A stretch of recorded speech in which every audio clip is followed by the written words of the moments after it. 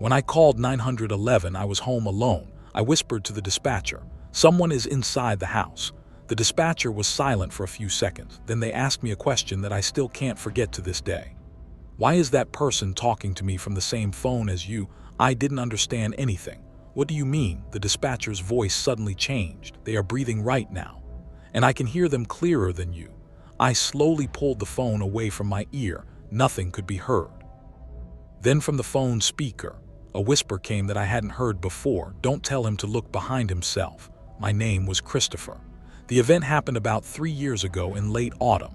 At that time I was 26 years old and I lived alone in a small house in a quiet neighborhood of the city. Since I worked the night shift, I slept during the day and was awake in the evenings. That night it was about 02:18. I was making coffee in the kitchen. The TV was on, but I had turned the volume down very low. Everything seemed normal. Then from upstairs came the sound of creaking floorboards. At first I thought it was just because the house was old. A few seconds later came the second sound. This time, it was a clear footstep sound. I froze. There was supposed to be no one else in the house besides me. I wanted to take my phone and turn on the lights in all the rooms. At that exact moment, the power went out for a second, just 2 seconds. But during those 2 seconds, very clearly from the floor above, someone ran. When the lights came back, the whole house was silent again. I was looking toward the stairs. Nothing was visible. A strange feeling had formed inside me. I thought calling the police would be an overreaction. Then I received a notification on my phone from the home security app. Motion detected. Upstairs hallway. My house. The motion sensor was only at the front door. A sensor had never been installed on the upper floor. I opened the notification. Only one sentence was written there. "Emergency call recommended." I didn't think any further. I dialed 911. The call rang only once. The dispatcher answered immediately. I whispered, "Please help. I think someone is in my house." And that night, everything changed. The dispatcher's voice was calm. 911, state your emergency." I was whispering so the person upstairs wouldn't hear me. "I think someone is in my house. State your address." I gave the address. Keyboard sounds were heard. "Police are being dispatched." "Are you in a safe place right now?" "I'm in the kitchen." "Can you lock the door?" "The kitchen doesn't have a door." There was a few seconds of silence. Then the dispatcher said in a very quiet voice, "Move the phone a little away from your ear." Without asking why, I did what they said. "Do you hear anything?" "No." The dispatcher took a deep breath. "Well, I do." "What?" "A second breathing sound is coming from your phone." My body went cold. "I'm home alone. Be sure." I didn't answer. The dispatcher spoke again. "Someone besides you is standing very close to the phone's microphone." I involuntarily looked at the phone in my hand. There was no one around me. "That's impossible." The dispatcher typed something on the keyboard. "Listen. Do not look behind you. The breathing sound stops every time you speak." My heart was beating so fast that I was having trouble breathing. At that exact moment, heavy footsteps came from upstairs. This time it wasn't a single step, 2 steps. As if 2 different people were walking at the same time. The dispatcher heard it too. "Did you make that sound?" "No." "Then someone really is in the house." I slowly approached the kitchen entrance. The staircase was visible. There was no one. Suddenly, a strange static sound came from the other side of the phone. The dispatcher fell silent, then said in a very low voice, "Wait a minute. What happened?" "There is another sound underneath your speech." "What is it saying?" The dispatcher didn't answer. They were just listening, then whispered, "Is talking to me." "What?" "It says." The dispatcher didn't finish the sentence. There was complete silence for a few seconds. Then in a trembling voice said, "Do not leave the house. It says, someone is all standing outside the front door." I didn't dare to look at the window. Right at this moment, the front door bell rang ding, dong just once. The dispatcher immediately shouted, "Do not open the door." I stood frozen in place. Then from the other side of the door, a very calm male voice was heard, "Chris." It was my name. "I'm the police." The dispatcher immediately said, "No. The police haven't arrived yet." The male voice from the other side of the door was heard again, "Chris, open the door. We don't have time." I instinctively took a step toward the door. The dispatcher's voice was harsher this time than before. "Don't you dare. Do not open the door under any circumstances." "But he says he's the police." "No. The patrol car hasn't entered your street yet." My heart had risen all the way to my throat. I approached the window, but I didn't dare open the curtain completely. I opened it just a finger's width. No one was visible outside, no police car, nor anyone standing in front of the door, but the doorbell rang again, ding, dong, this time immediately followed by 3 slow knocks, knock, knock, knock. The dispatcher whispered, "He is still in front of the door and I don't see anyone. He is standing where the camera can't see." I didn't understand what they meant. Where the camera can't see, your front entrance camera only shoots straight ahead. He is standing right beside the door. My whole body went numb. How did the dispatcher know this? Suddenly the sound of rapid computer keyboard typing came. Then the dispatcher asked a strange question. "Does your house have a back door?" "Yes." "Is it locked?" "I don't know. Don't move. I'm trying to check your security cameras from the system." I was surprised. "You can do that." "I'm trying." A few seconds later their breathing quickened. "This is impossible. What did you see? Your cameras are working." "Yes." Their voice trembled. "The backyard camera, you can be seen." I felt my blood freeze. "I'm in the kitchen though, that's what I'm saying," the dispatcher continued. "The camera, you are standing in front of the back door, that's impossible." He just looked at the camera. A long silence occurred on the other end of the phone. Then the dispatcher said in a very low voice, "Chris." "Yes." The you in the camera is smiling. I couldn't speak. Suddenly a new notification came to my phone from the security app. Back door opened. I hadn't moved from my spot. No one had opened the back door. But at that exact moment, from inside the house, from the hallway located behind the kitchen, the sound of a door slowly closing came. Click. Someone was already inside the house. I froze. The sound of the door closing coming from the back hallway echoed strangely inside the house. The dispatcher felt my breathing accelerate. "Chris, talk to me. Are you still with me?" "Yes." "Don't enter any room. Stay where you are." I was looking at the kitchen entrance. The hallway was completely dark. The light on the ceiling flickered twice. Then, from the end of the hallway came a faint voice. "Chris." It was my name. The voice was so weak that at first I thought I imagined it.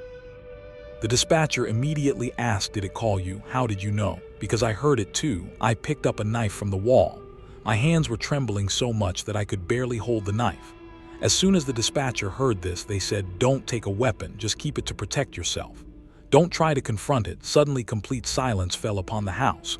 No footstep sound, no breath, nothing. This silence was scarier than before. The dispatcher suddenly whispered, "Chris." "Yes." "Don't switch your phone to speaker mode. It reacts to what you say." I didn't understand this. At that exact moment, without me touching it, the calling app on the phone screen closed and the front camera opened. I saw my own face on the screen, and behind me, at the entrance of the kitchen, a dark silhouette was standing. I immediately turned around. There was no one. I looked at the phone again. The figure was still there, this time one step closer to me. I held my breath. The dispatcher said in panic, "Don't look at the screen. Run." I threw the phone into my pocket and tried to leave the kitchen. Just as I reached the door, a huge thud came from upstairs. As if a heavy wardrobe had fallen to the floor, the whole house shook. A second later, a new voice was heard on the phone line. This was no longer the dispatcher. It was a very faint, muffled male voice. "Send him." The dispatcher immediately screamed, "Chris." That voice isn't coming from my line. I couldn't speak. Then that voice repeated once more, this time clearer, "Send him upstairs." And at that exact moment, the doors to all the rooms on the upper floor opened at the same time with a massive bang. The doors to all the rooms on the upper floor opened at the same time with a massive bang. The sound echoed throughout the whole house. Then, complete silence fell again. The dispatcher took a deep breath. "Chris, the police entered your street." A small hope formed in my heart. Them to come fast. "Listen. Until they reach the door, don't enter any room." I walked out of the kitchen and stood at the entrance of the living room. The front door was just a few meters away.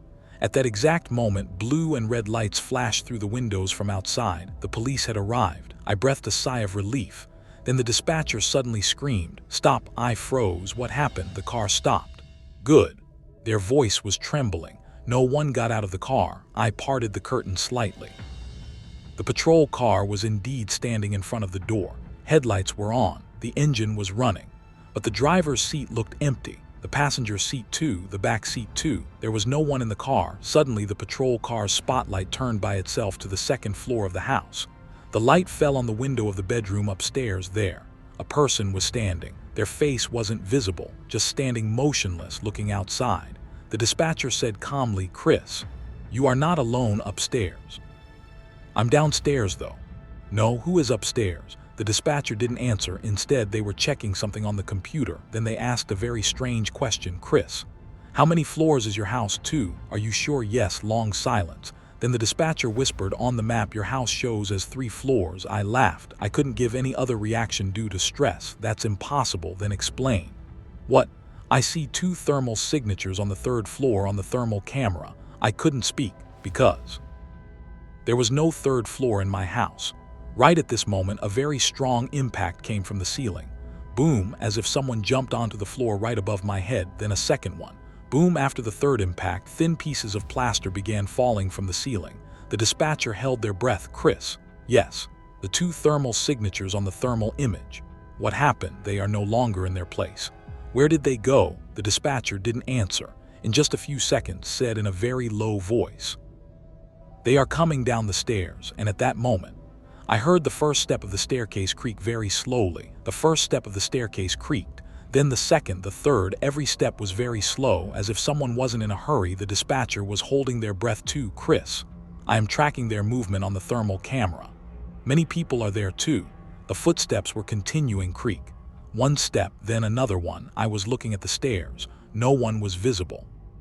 But the sounds were getting closer and closer. Suddenly the dispatcher said in panic, no. What happened? It's not 2 anymore. I swallowed hard with difficulty. How many people? 3.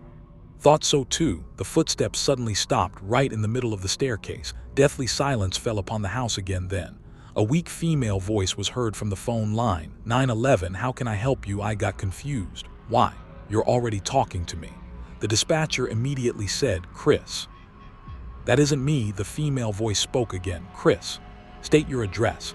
This time her voice was completely identical to the first dispatcher's voice.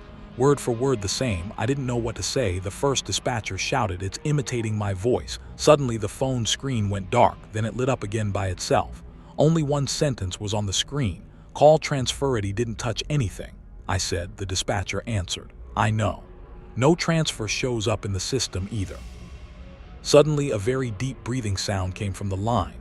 Then the familiar male voice, this time very close. Chris, I didn't speak. Look behind you. The dispatcher screamed so loud that my ears rang. Don't turn. I closed my eyes. I wasn't looking behind, but I felt an ice-cold breath on the back of my neck, as if someone was standing right next to my ear. I was scared to even breathe. Then that breath whispered very slowly, the dispatcher can no longer help you. The same time the dispatcher shouted, Chris, police are at the door. Run now. With all my remaining strength, I ran toward the front door. I grabbed the door handle. I turned it. It didn't open. I turned it once more. Again, it didn't open. The dispatcher was typing something quickly on the keyboard. Chris, this is impossible. What? The police are saying. What are they saying?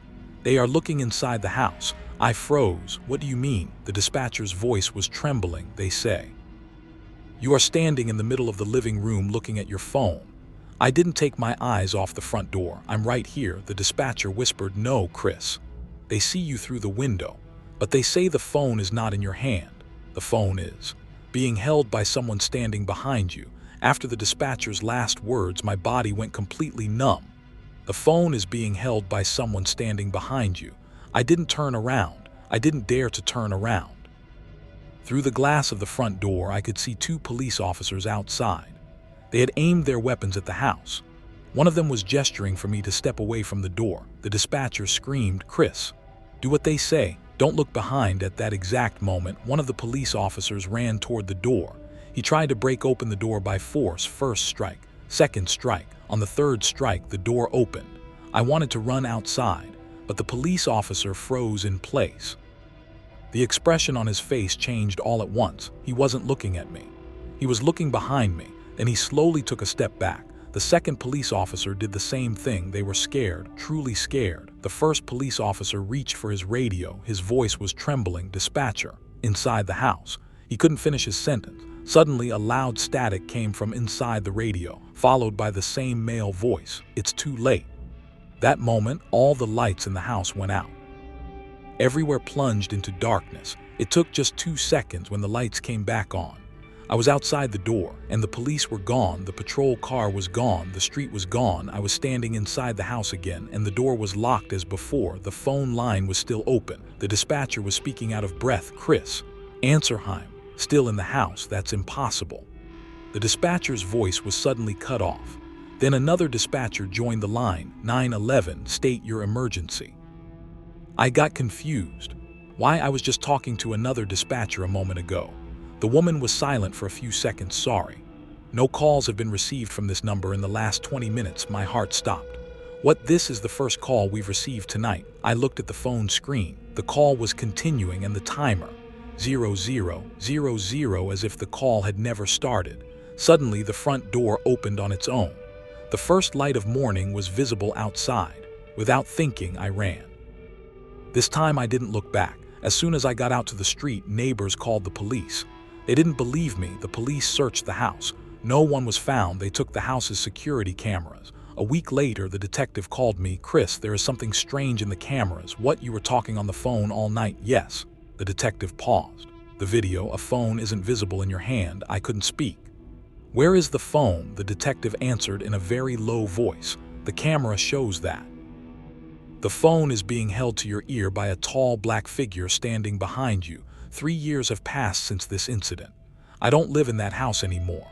But every year on the night the incident occurred at 02:18, I get a call from an unknown number on my phone.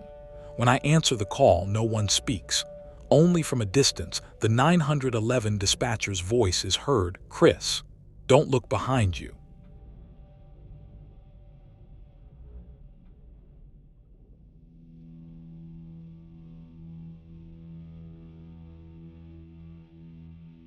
I called 911 around 3 o'clock in the morning because someone was standing in my backyard. I told the dispatcher, "A man in a red jacket has been standing in my yard for about 10 minutes without leaving." The dispatcher asked for my address and said they were sending the police. Then they asked me to close the curtains. The moment I pulled the curtain, the man disappeared.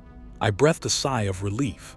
About 5 seconds later, the dispatcher said in a calm voice, "Don't check the window again." Why? Because the police car just arrived at your yard, and the man in the red jacket is still there. This incident happened in December 2022. At that time, I was 29 years old and lived alone in an old rented house on the outskirts of the city. The house wasn't big, but because the backyard opened into a forest, it was always strangely quiet at night. It was snowing that night. It was 03:07. I woke up to a strange noise. At first, I thought it was snow sliding off the roof. Then the same sound came again, this time. It was a light tap on the window, tap. A few seconds later again, tap. I parted my bedroom curtain just a little. In the backyard, under the weak light of a street lamp, someone was standing. He was wearing a red winter jacket. His hands were in his pockets. His head was tilted down. He wasn't moving at all. At first, I thought it was a drunk person. 5 minutes passed. He was still standing in the exact same spot. 10 minutes passed, still there. He wasn't looking at a phone, he wasn't smoking, he wasn't taking a single step, he was simply standing. I took my phone and opened the backyard camera app.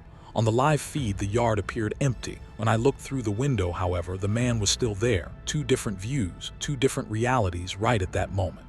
I dialed 911, the phone rang just once. 911, state your emergency. Without taking my eyes off the window, I said, "There's a man standing in my backyard who hasn't moved for about 10 minutes. Is he armed?" "I don't know. State your address." I gave the address. The dispatcher typed rapidly on the keyboard, "Patrol is being dispatched.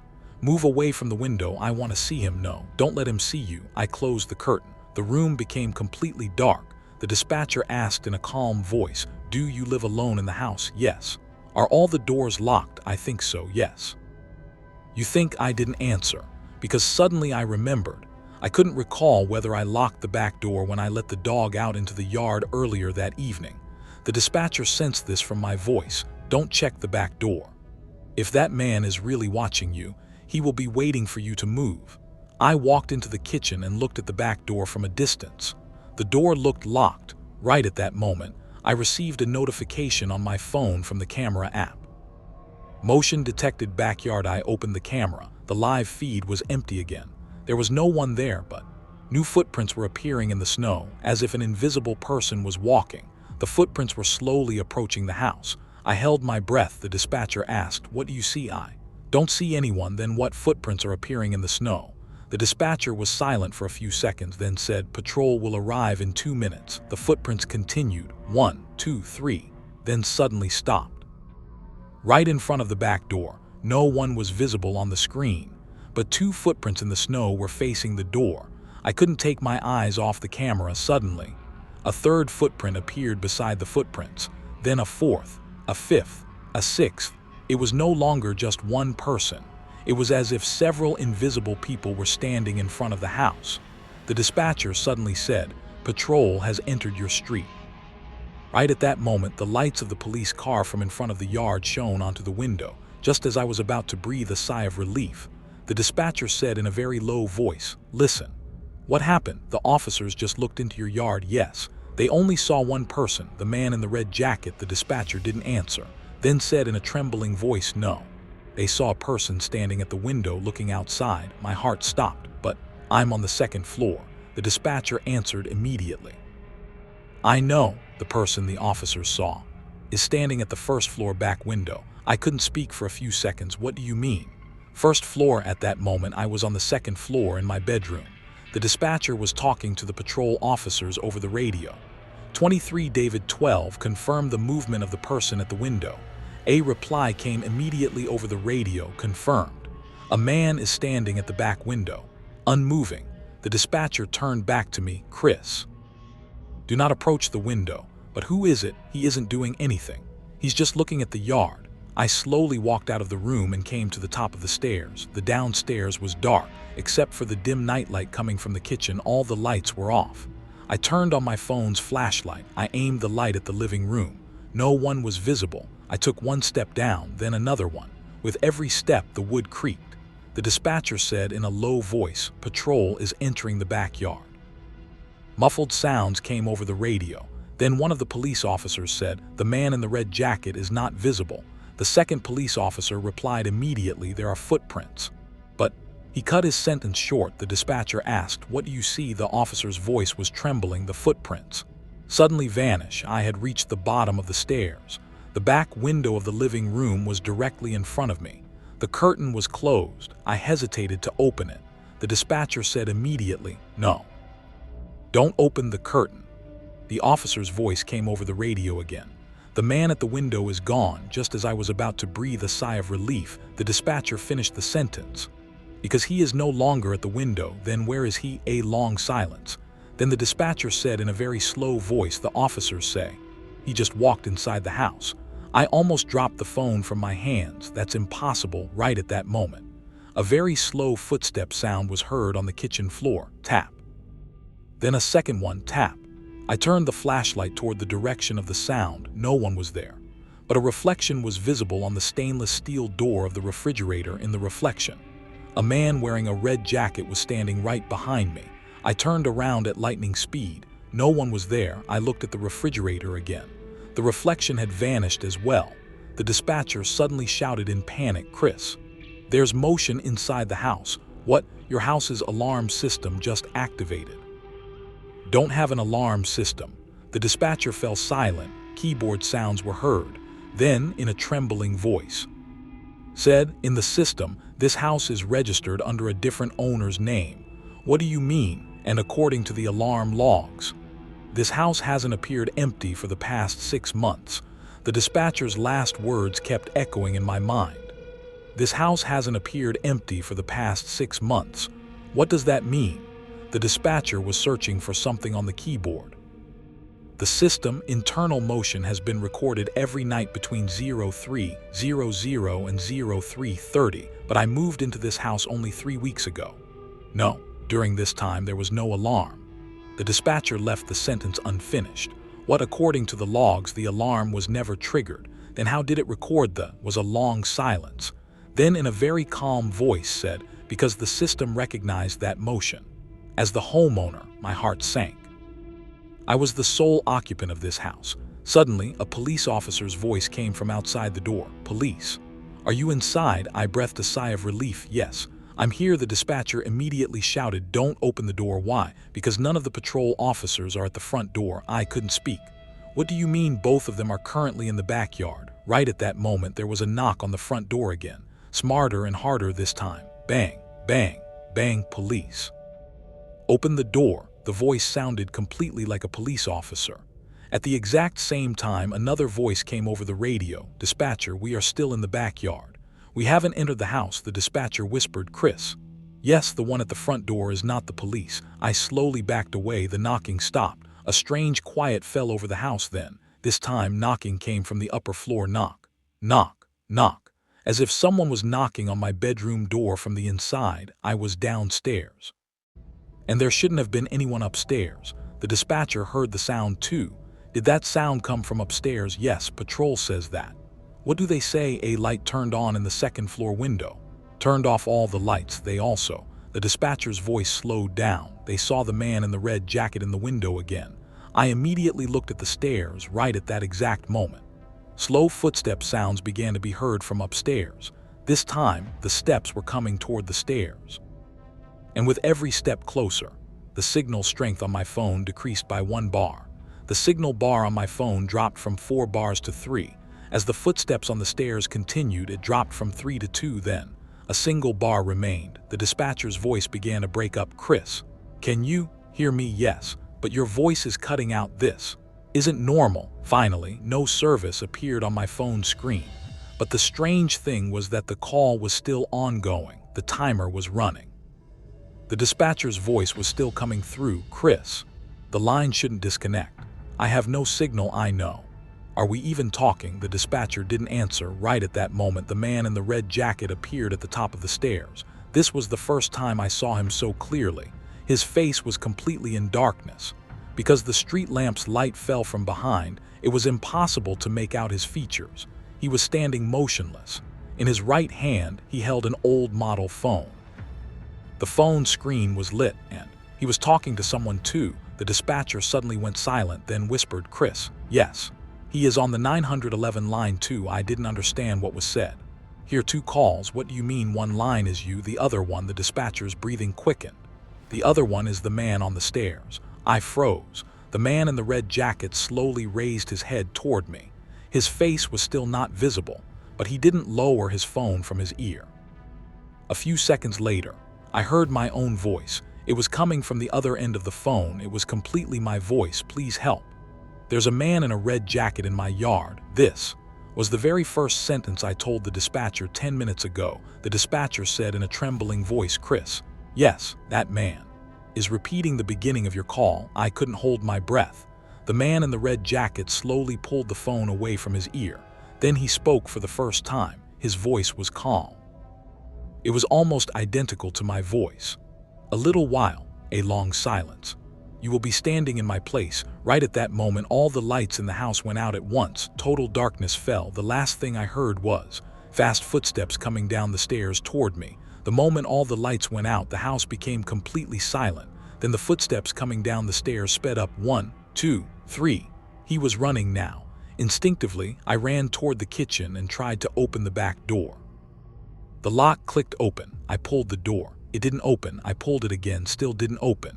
It was as if someone on the other side of the door was holding it with all their strength. The dispatcher shouted, "Chris, run to the front door." I ran through the hallway and reached the entrance. This time, the front door opened. The moment I stepped outside, 2 police officers ran toward me. One of them took me behind the car. The other entered the house. A few seconds later, the radio voice came through. "House looks clear." The second officer went upstairs. Then the radio suddenly went silent. A muffled voice followed. "I found it," the dispatcher immediately asked. "What did you find?" No answer came. 5 seconds later, that police officer slowly walked down the stairs. His face was pale white. He looked at me and asked, "When did you rent this house?" "About 3 weeks ago." He pulled an old, yellowed photo from his pocket. The house was visible in the photo. In front of the house stood a man wearing a red jacket. The officer handed me the back of the photo. A date was written, January 14, 1998. This was years before I was born. Then the officer said in a calm voice, "This man's identity was never determined." "You didn't find him?" "No." What about the photo? We found the photo in the attic of the house. I was starting to breathe a sigh of relief when the officer said his last sentence, but there's a strange detail in the photo. What, that man has your exact face? I took the photo in my hand and looked closely. Indeed, the face was my face. It just looked older. After the incident, I moved out of that house. I never went back there. 6 months later, the detective called me. The DNA results came back. What results? The fingerprints on the old phone found in the attic match yours. That's impossible. That phone has been up there for at least 25 years. I couldn't say anything. The detective spoke one last time. There's one more thing. What? The last outgoing call from that phone was 911. 4 years have passed since this incident. On the night of the first snowfall every winter at 03:07, a man wearing a red jacket stands in front of my house. He never knocks on my door. He never speaks. He simply raises his head and looks at me. Then he takes his old phone out of his pocket. He brings it to his ear, and my phone starts ringing at the exact same time. Only one word appears on the screen: 911.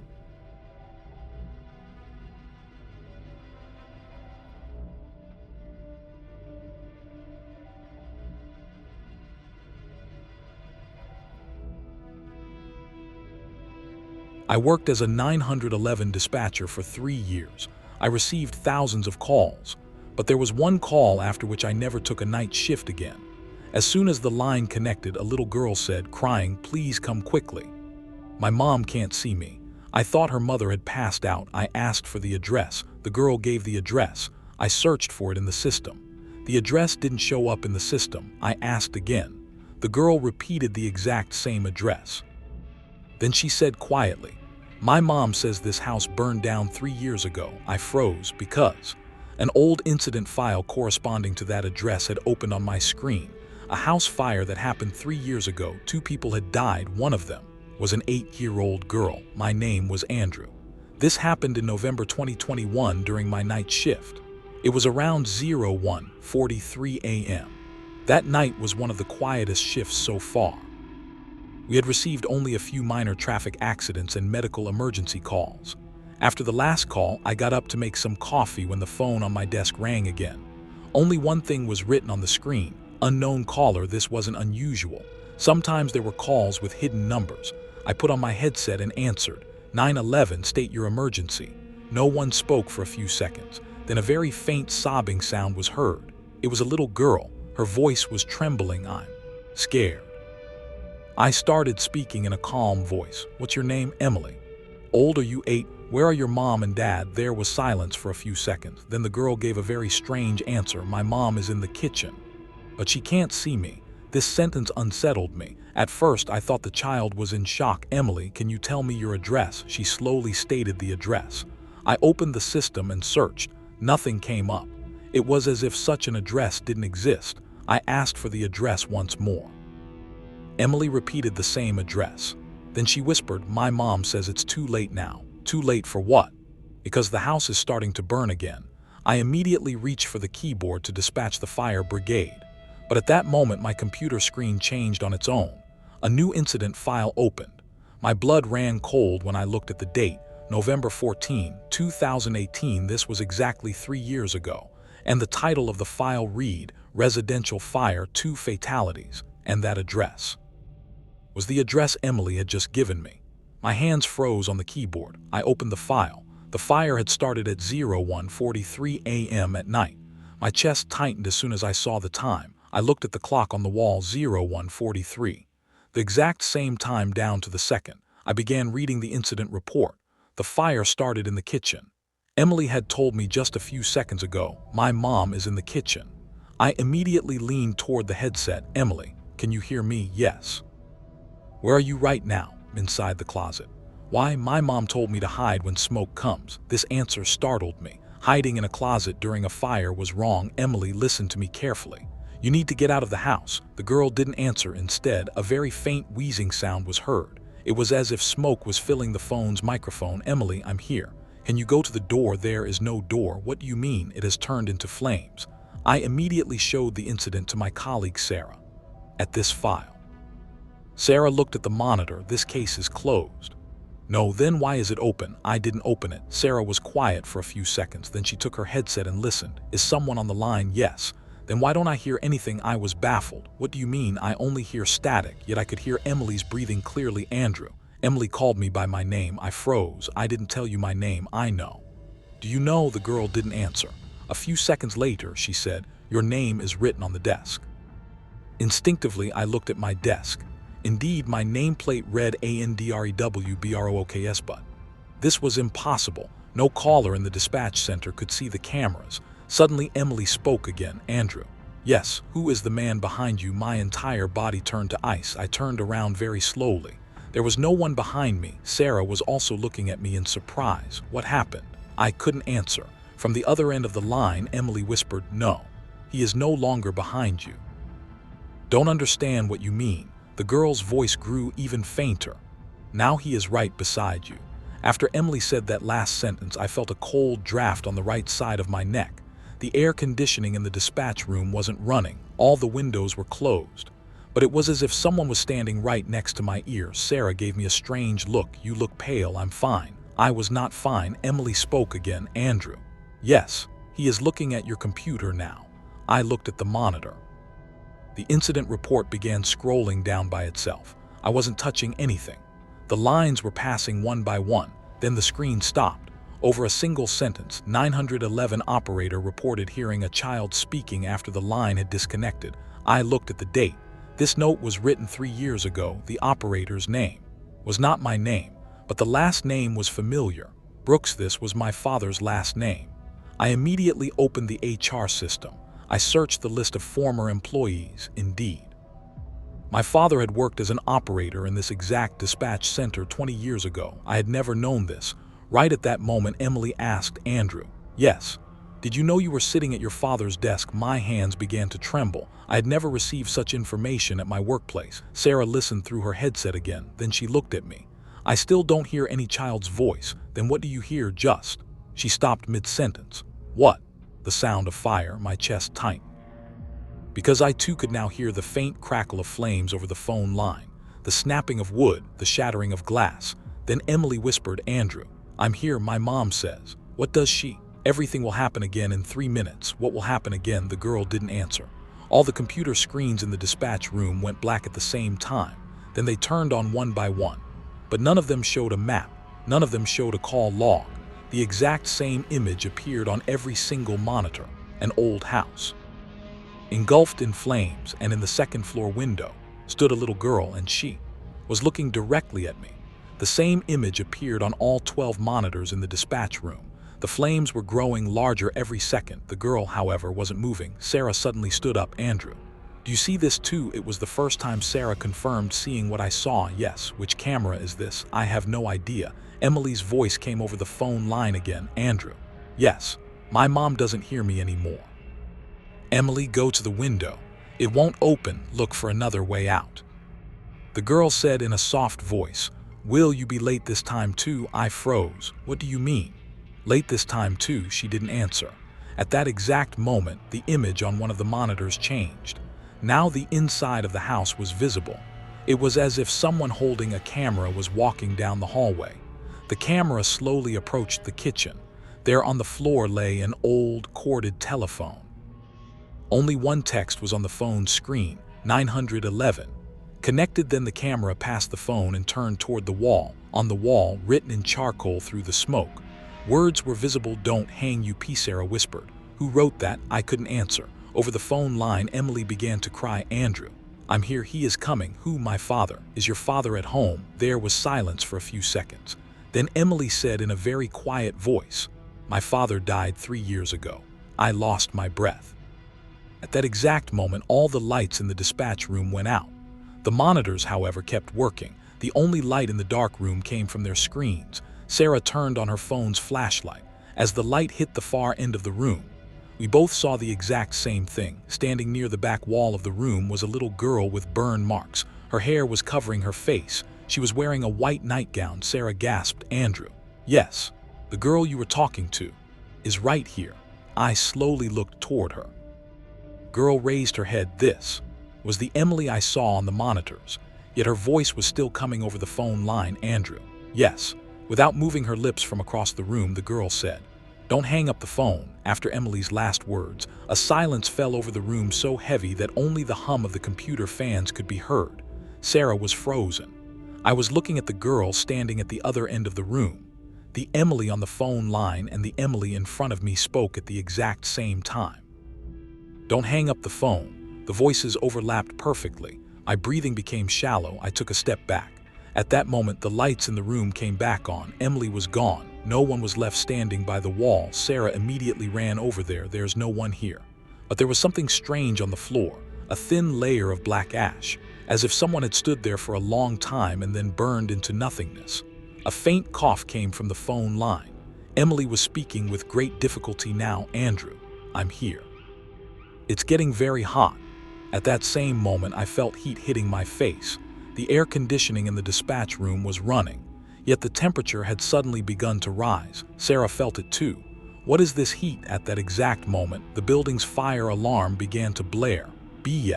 The sprinkler system on the ceiling didn't activate. No smoke was visible. All the operators got up from their seats and started looking around. A few seconds later, a radio message came from the tech department. "There is no fire anywhere," yet the alarm wouldn't stop. Over the phone line, Emily whispered, "They are late again." "For what?" "For the fire." I opened the incident file on the computer again. This time, there was an additional document I hadn't seen before: 911 audio transcript. I opened the file. It was the written transcript of the 911 call made 3 years ago on the night of the fire. I started reading. The first sentence froze me in my tracks. "Operator 911, state your emergency then." "Girl, my name is Emily. I moved to the next line." "Operator, my name is Andrew. I'm going to help you." My hands began to shake. This was impossible. 3 years ago, I didn't work at this center. I lived in another city altogether. Sarah grabbed the document from my hand. "No way. What happened?" "The operator's name is your name." I immediately checked the date of the file. It hadn't been modified. The document had truly been created 3 years ago. Over the phone line, Emily spoke for the last time. "Andrew, yes, tonight. Isn't the first time you've spoken to me." That exact moment, the same message appeared on all the monitors: "Call connecting." Then the date on the screens changed. November 14, 2018, 01:43 am. It was as if the entire dispatch center had connected back to 3 years ago. As soon as the date changed on all the monitors, the clock in the dispatch room also went backward: 01:43. No one was speaking. All the operators were frozen in their seats.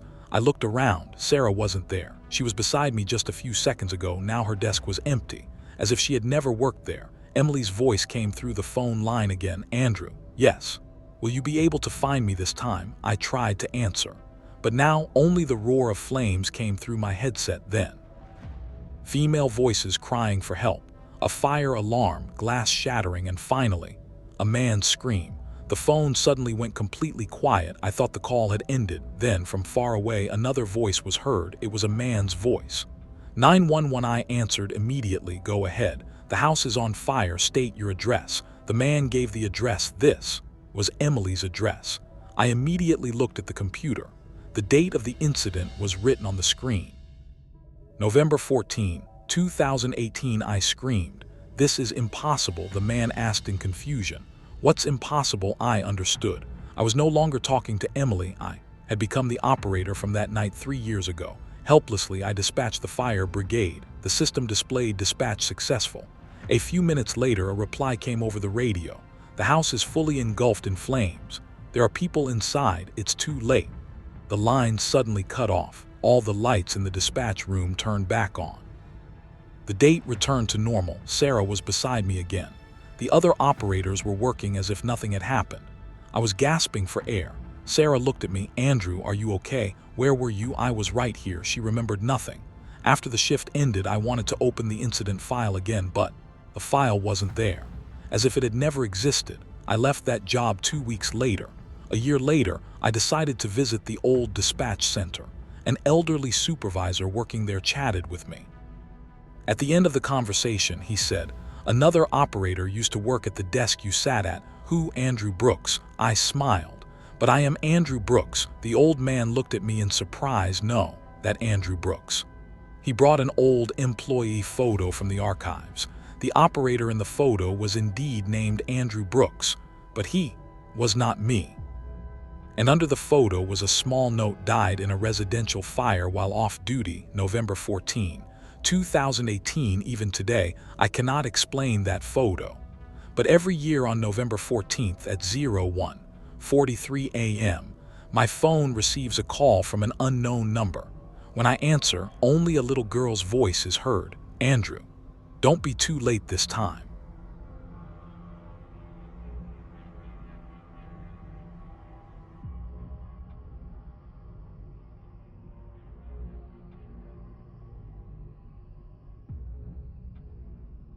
I used to be a police officer. Over the years, I answered hundreds of 911 calls. But after one call we received one night, no one at the precinct ever wanted to go to that address alone again.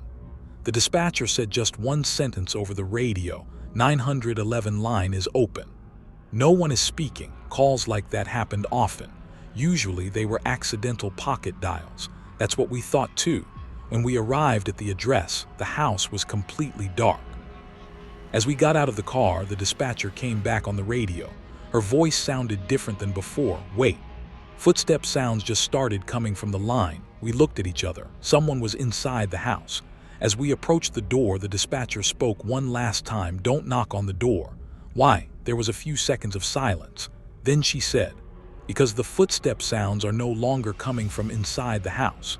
They are coming from behind you." This incident happened in February 2019. I was a patrol officer working the night shift. It was 02:41 am. The weather was freezing cold. The streets were completely empty. One of the usual calls came over the radio: "Open 911 line." No voice. Possible welfare check. Calls like this didn't surprise us. Most of the time, people called by accident and forgot the phone in their pocket. My partner David and I set off toward the address. It took us about 7 minutes to get there. It was an old house, a 2-story wooden house. There was no car in the yard. All the windows were dark. As we reached the front door, the radio chirped again. The dispatcher spoke. I'm still listening to the line, hearing any household sounds. "No." "What do you hear?" She didn't answer for a few seconds. Then she said, "Slow footstep sounds." David looked at me. "So someone is inside." I raised my hand to knock on the door. Right at that moment, the dispatcher shouted, "Stop." "What happened?" "Those steps." "Yes, stopped a few seconds ago." "So what?" The dispatcher's breathing had quickened. "Because right now, they are waiting on the line for you to knock on the door." Froze with my hand above the door. David asked in a low voice, "Should we knock?" The dispatcher on the radio answered immediately, "No. The line is still open. We know. The person inside is currently standing on the other side of the door." David pointed his flashlight at the door. There was a thin gap beneath the old wooden door. The light filtered through that gap into the house. A few seconds later, something blocked the light, as if someone had walked right up to the door and stopped. I bent down. Nothing could be seen under the door, but someone was there. You could feel it. The dispatcher came back on the radio. "I hear breathing sounds now." David said in a low voice, "Open the door." "Police." No answer came. I shouted a second time, "Police. We're here to check on the property." Silence again. At that exact moment, a faint static came from the radio. Then, over the phone line, the sound of knocking on the door was heard very faintly. "Knock. Knock. Knock." David looked at me. "We didn't knock." I nodded my head. The dispatcher said in a trembling voice, "That sound, yes, is coming from the line." I felt my heart pounding rapidly, because at that moment, the real door had not been knocked on yet. Yet on the 911 call, the knocking was distinctly heard. It was as if the phone was transmitting sounds from the future. David carefully checked the door handle. It was locked. I radioed for backup. The dispatcher answered, "They're on their way." Then suddenly her voice changed. "Wait a minute. What happened?" "That person." Which picked up the phone. I immediately leaned closer to the radio. "Are they saying anything?" "No." "Then what are they doing?" The dispatcher said in a very low voice, "They are just breathing." That exact moment, the same breathing sound was heard from the other side of the door. David slowly looked at me. We had both heard the exact same thing then. The door handle turned downward very slowly. But the door didn't open. It was still locked. The handle returned to its original position. The dispatcher suddenly screamed, "Run, what happened?" The phone, what, is no longer inside the house before we could even say a word. On the dry leaves behind us, very slow footstep sounds began to be heard. David and I turned around at the same time. We pointed our flashlights at the yard. No one was there, but the footstep sounds continued, rustle, rustle, rustle, as if an invisible entity was walking over the dry leaves toward us. The dispatcher whispered over the radio it didn't stop. "What, it's still approaching you?" David drew his firearm. "Who's there?" No answer came, only the sound of the wind and the steps. Suddenly the footsteps stopped, right behind us. We both held our breath. Then the radio crackled. The dispatcher said in a very low voice, "Now it is standing right between you two." I instinctively stepped to the left. David stepped to the right. A gap of about 2 meters formed between us. Nothing was visible, but suddenly, David's body camera turned on by itself. The red light began blinking. I didn't turn it on. I said I hadn't turned mine on either. A few seconds later, my camera activated as well. The dispatcher was watching the feeds from her computer. Suddenly, she gasped, "David, what happened?" "Don't move. See on your camera." She couldn't finish her sentence. David shouted, "What do you see?" The dispatcher answered in a trembling voice, "Someone is standing right behind you." David spun around with lightning speed. No one was there. I looked behind him too. It was empty, but the dispatcher insisted, "It's still there. We don't see anyone because the camera sees it." That exact moment, a strange voice came through my radio unit. It wasn't the dispatcher's voice. It was a very calm man's voice. "Go inside." I looked down at the radio. "Someone talking?" The dispatcher answered immediately, "No." That voice didn't come from us. The man's voice was heard again, clearer this time. "It is no longer in that house." David looked at me. "Who?" The voice spoke one last time. "It's in your car now." That exact moment, the headlights of our patrol car turned on by themselves. Then, the cabin light in the back seat turned on too, and through the rear window, a silhouette sitting inside began to take shape. David and I turned toward the patrol car at the same time. The rear cabin light was on. A silhouette was indeed visible behind the glass, head tilted down, sitting completely motionless. David whispered, "We left the car empty."